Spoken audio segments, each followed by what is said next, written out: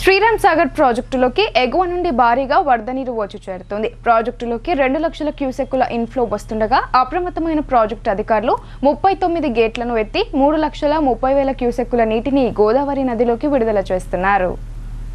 గడిచిన 2 రోజుల నుండి కురుస్తున్న భారీ వర్షాలతో శ్రీరామ్ సాగర్ ప్రాజెక్టులోకి వరద నీరు పరుగులు తీస్తుంది.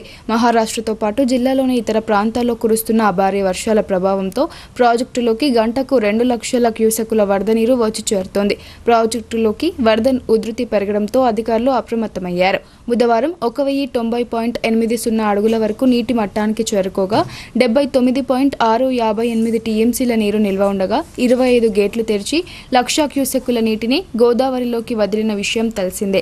ప్రస్తుతం 2 లక్షల క్యూసెక్కుల నీరు ఇన్ఫ్లో అవుతుండగా అన్ని కాలువలు గోదావరి నదికి కలిపి అధికారులు 3,30,267 క్యూసెక్కుల అవుట్ఫ్లో అవుతుంది.